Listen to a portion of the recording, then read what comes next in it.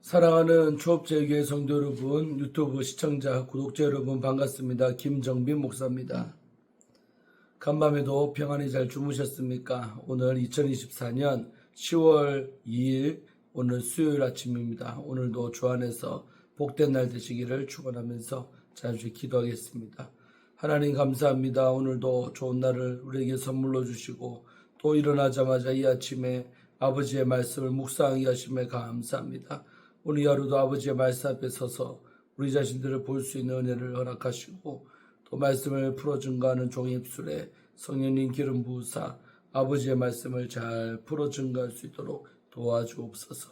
피차 안에 큰 은혜 받는 복된 말씀 묵상 시간이 되게 하실 줄로 믿사옵고 우리를 죄에서 구원하신 예수님 이름으로 간절히 기도하옵나이다. 아멘.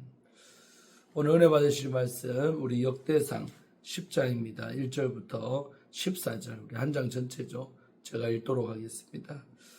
블레셋 사람들과 이스라엘이 싸우더니 이스라엘 사람들이 블레셋 사람들 앞에서 도망하다가 길보아 산에서 죽임을 당하여 엎드러지니라.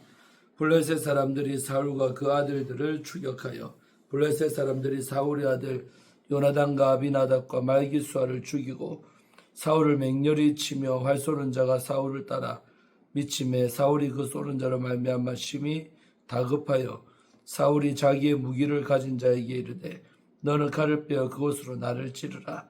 할례받지 못한 자들이 와서 나를 욕되게 할까 두려워하노라.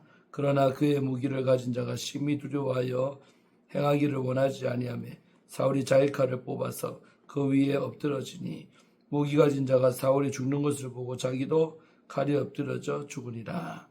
이와 같이 사울과 그의 세 아들과 그 온 집안이 함께 죽으니라.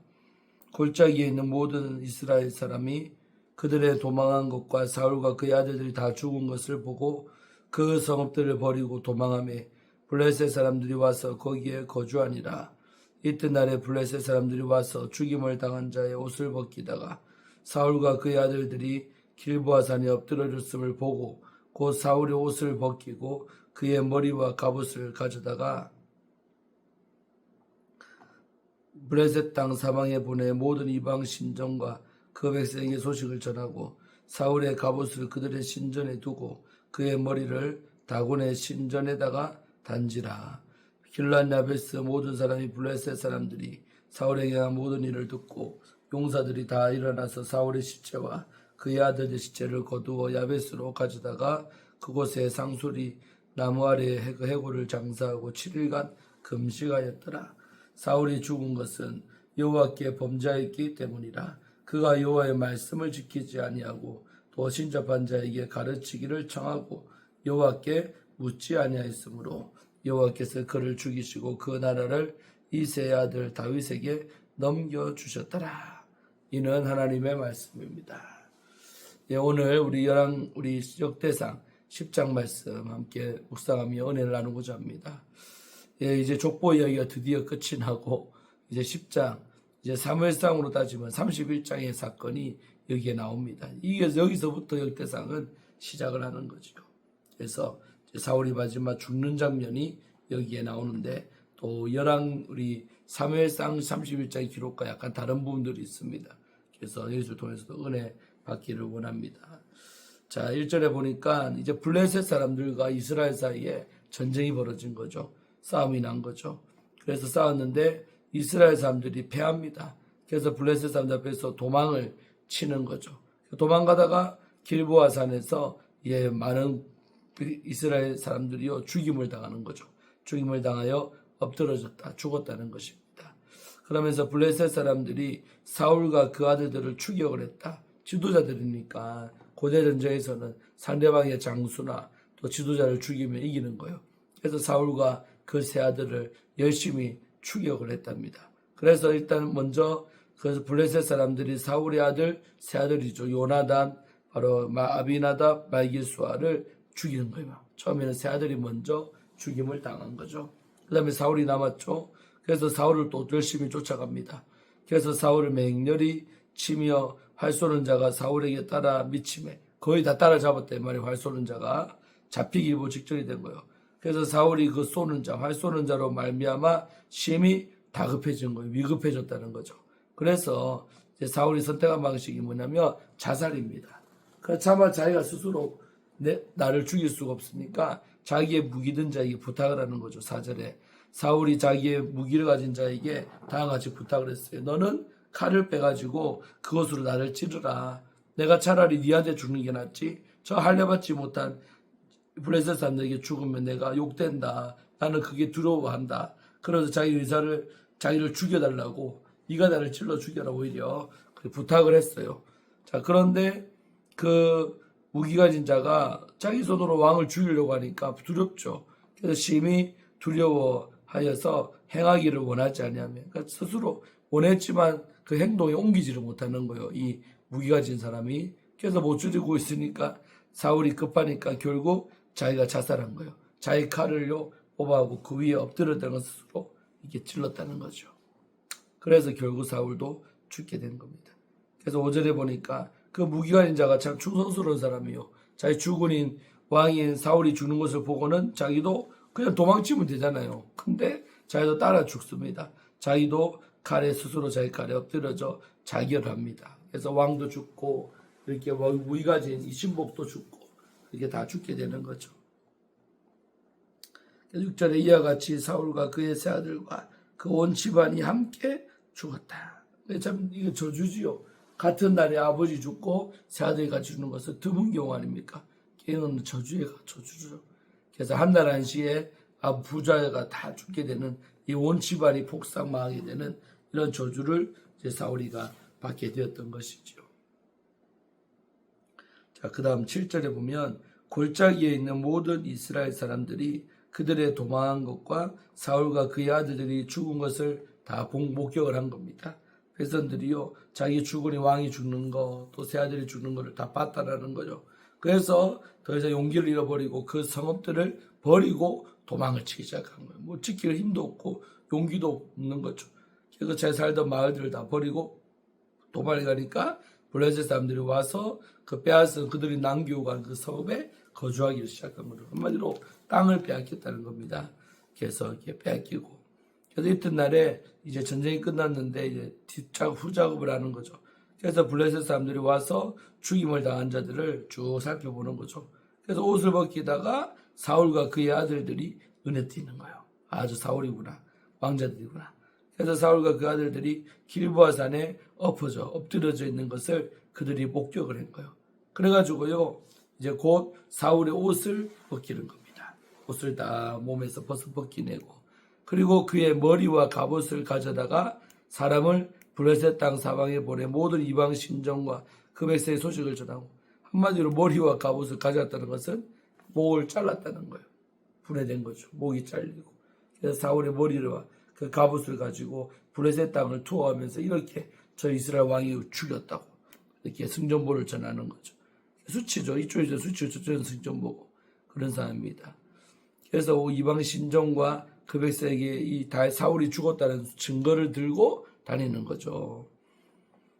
그래도 그들이 사울의 그 벗겨간 그 갑옷을 그들의 신전에다가 두고 그의 머리를 다곤의 신전에다가 달았다는 거예요. 근데 사무엘상 31장에 벳산 성벽, 벳산이라는 성벽에 달았다고 나오는데 여기서는 다곤 신전에 또 머리를 달았답니다. 기사가 좀 틀리죠. 그래서 어쨌든 간에 다곤 신전이든 벳산 성벽이든 간에 머리 잘린 건 사실이니까. 그래서 머리를 들고 그렇게 전시를 해놨다는 거죠. 바라고.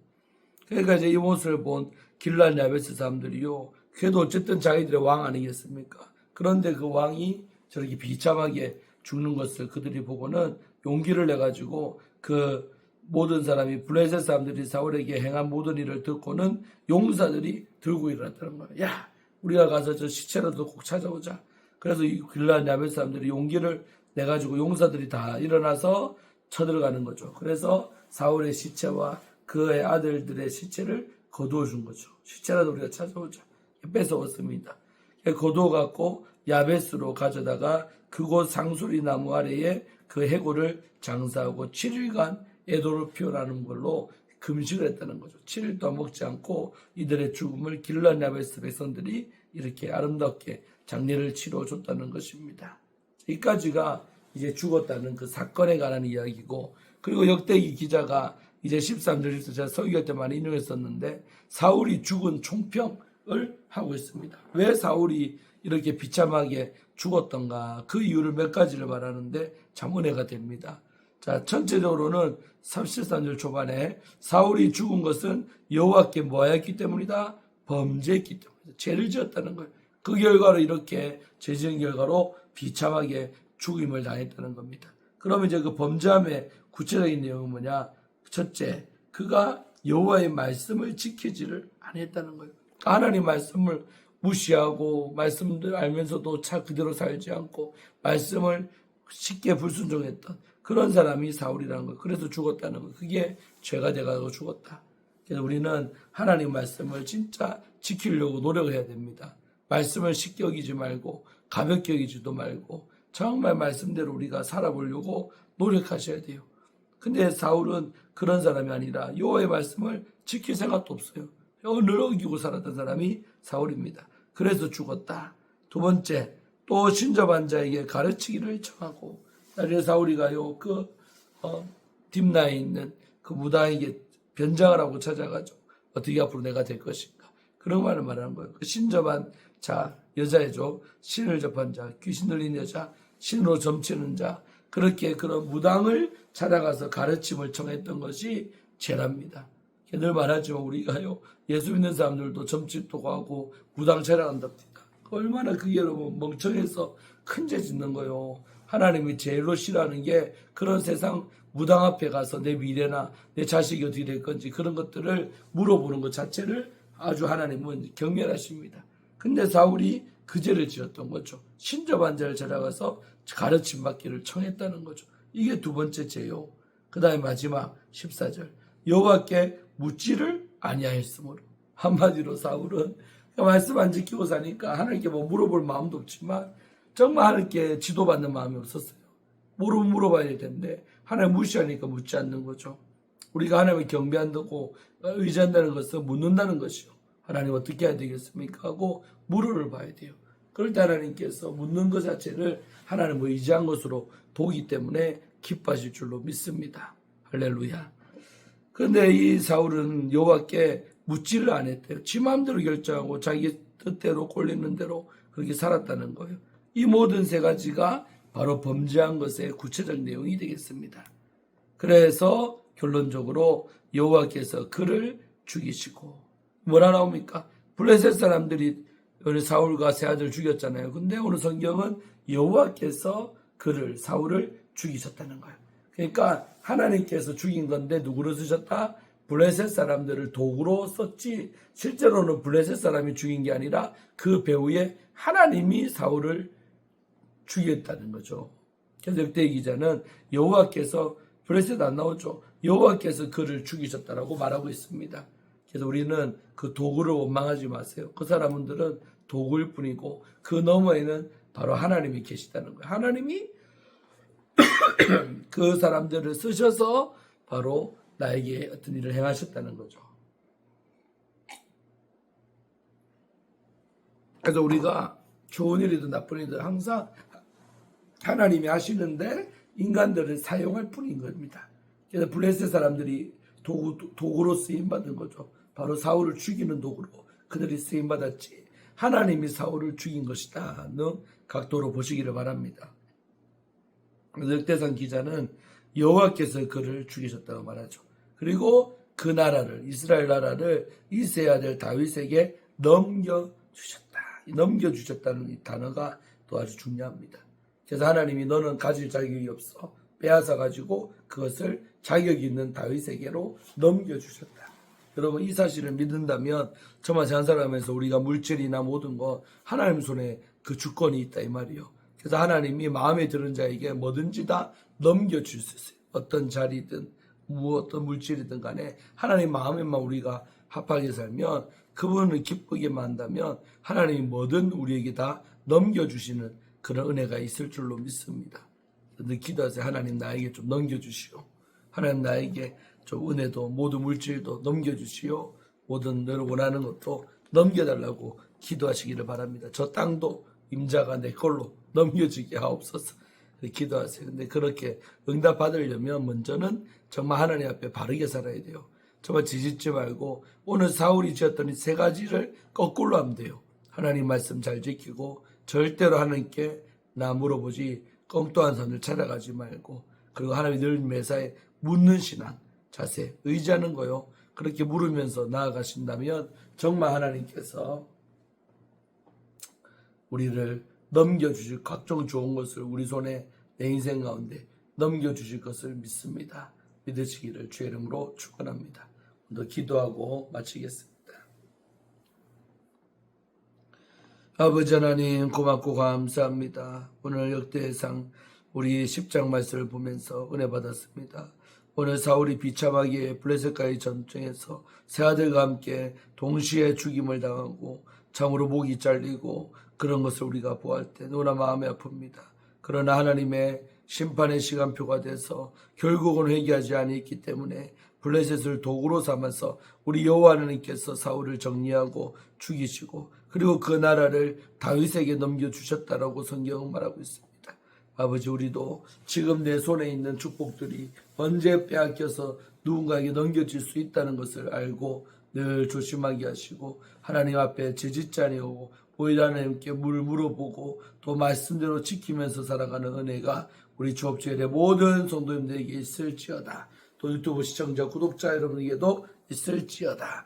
그래서 정말 우리가 아버지의 뜻대로 살아가서 정말 넘겨짐을 받는, 빼앗기는 것이 아니라 오히려 다른 사람의 것이 내게로 넘어오는 그런 놀라운 축복을 받게 하여 주옵소서. 감사드리고 오늘 하루도 주의 뜻대로 다윗처럼 순종하면서 저희들이 살 수 있도록 복 내려 주옵소서. 예수님 이름으로 축복하며 간절히 기도하옵나이다. 아멘.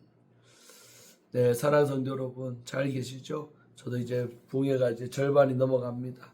그래서 수요일 날도 2번 인도합니다. 그래서 잘 인도할 수 있도록 기도하시고 또 하나님께서 많은 역사를 벌써 더 베풀어 주시고 계십니다. 남은 이틀도 주 안에서 붕해 잘 할 수 있도록 여러분들께서 기도해 주시면 감사하겠습니다.